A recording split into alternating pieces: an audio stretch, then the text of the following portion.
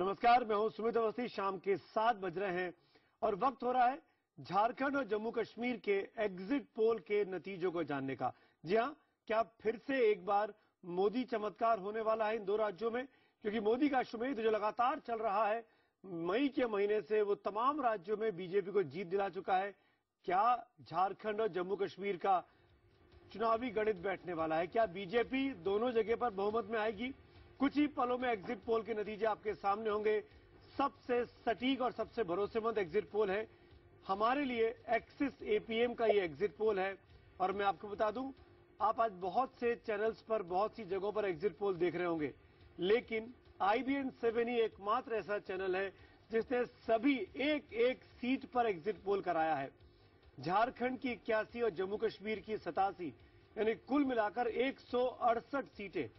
168 सीटों का पूरा नतीजा, पूरे अनुमान जो एग्जिट पोल कहते हैं, वो आपको कुछ ही पलों में अपनी स्क्रीन पर देखने को मिलेगा। हमारे एक्सपर्ट्स तमाम आंकड़ों को जुटा रहे हैं, हमारे एक्सपर्ट्स उसको एनालिसिस कर रहे हैं और अगले ही पलों में जैसे ही तमाम जानकारियां मेरे पास आती हैं, वो एग्जिट पोल के एक एक सीट के नतीजे आपके सामने यहीं IBN 7 की स्क्रीन पर मिलने वाले हैं। मेरे साथ इस पूरे कार्यक्रम के दौरान बहुत से मेहमान भी जुड़ेंगे। मैं आपको बता दूं कि पहले 1 घंटे में हम झारखंड की बात करेंगे, यानी 8 बजे तक, और 8 से 9 बजे के बीच में हम जम्मू कश्मीर की बात करेंगे। जो खास मेहमान झारखंड पर चर्चा करने के इस वक्त मेरे साथ जुड़ रहे हैं, उसमें बीजेपी के प्रवक्ता संबित पात्रा मेरे साथ जुड़े हुए हैं, जेडीयू के प्रवक्ता नेता नवल शर्मा हमारे साथ जुड़े हुए हैं, झारखंड मुक्ति मोर्चा के महासचिव विजय सिंह हमारे साथ जुड़ेंगे, एक्सिस एपीएम के एमडी प्रदीप कुमार गुप्ता इस वक्त मुंबई से मेरे साथ जुड़ रहे हैं और वरिष्ठ पत्रकार प्रदीप सिंह जी यहां स्टूडियो में मेरे साथ हैं पूरा एनालिसिस करने के लिए। हम आपको एक बार फिर बता दें, एग्जिट पोल एक एक सीट का, जी हां, एक एक सीट का, अगर आप झारखंड में रहते हैं, जम्मू कश्मीर में रहते हैं और अगर आपने अपने मताधिकार का इस्तेमाल किया है तो बने रहिए हमारे साथ, क्योंकि आपकी सीट पर कौन जीत रहा है ये मैं आपको कुछ ही देर में बताने वाला हूं। एपीएम के एमडी प्रदीप गुप्ता मेरे साथ मुंबई से।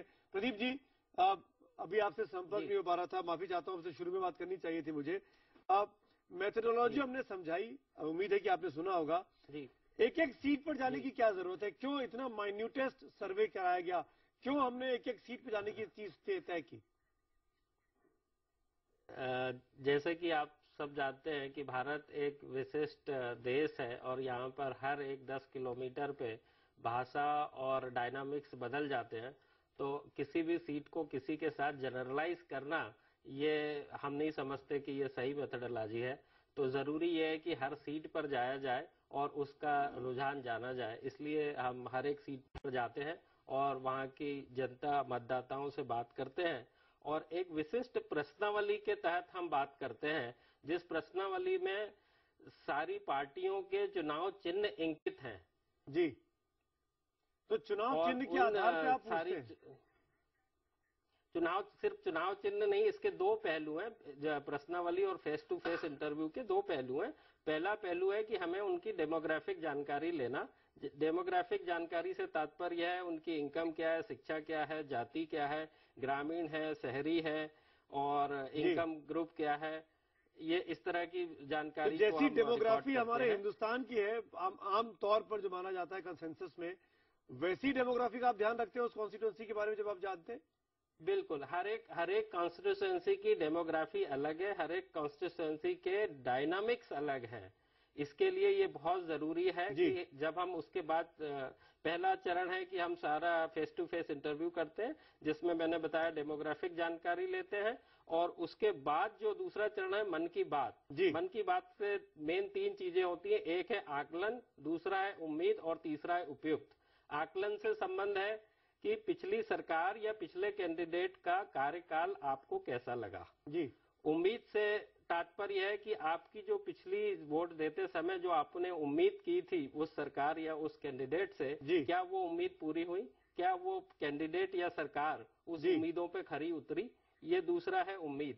और तीसरा है उपयुक्त।